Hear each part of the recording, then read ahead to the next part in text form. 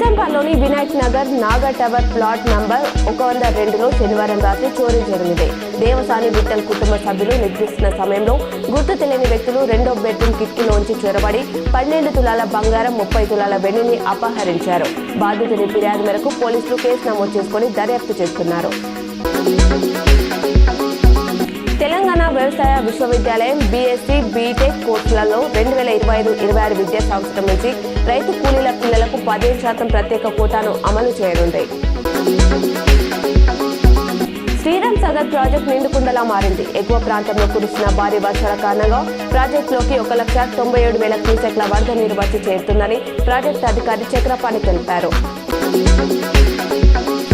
గత 4 రోజులుగా కురిసిన భారీ వర్షాల కారణంగా జిల్లా వ్యాప్తంగా వాగులు వంకలు పొంగి ప్రవహిస్తున్నాయి. ప్రధాన ప్రాజెక్టులలో నీటి మట్టం పెరుగుతుంది.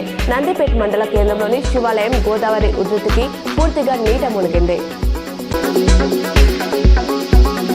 నిజామాబాద్ జిల్లా ఆలూరు మండలం మాచర్ల గ్రామానికి చెందిన రవితకు పురిటి నొప్పులు రావడంతో 108 అంబులెన్స్ ను దేగం ప్రభుత్వ ఆసుపత్రికి తరలిస్తుండగా మార్గం మధ్యలోనే నొప్పులు ఎక్కువయ్యాయి. అంబులెన్స్ సిబ్బంది సమయస్ఫూర్తి వ్యవహరించి వాహనంలోనే విజయవంతంగా ప్రసవం చేయించారు.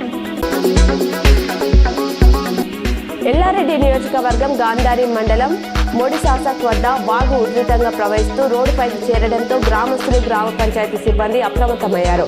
గ్రామ పంచాయతీ ట్రాక్టర్ను అడ్డంగా పెట్టి రోడ్డును మూసివేశారు. రాష్ట్రంలో సోమ మంగళవారాల్లో కొన్ని జిల్లాల్లో భారీ నుంచి అతి భారీ వర్షాలు కురిసే అవకాశం ఉందని వాతావరణ శాఖ అధికారులు హెచ్చరించారు. ముఖ్యంగా నిజామాబాద్ జిల్లాను ఆరెంజ్ అలర్ట్ గా ప్రకటించారు.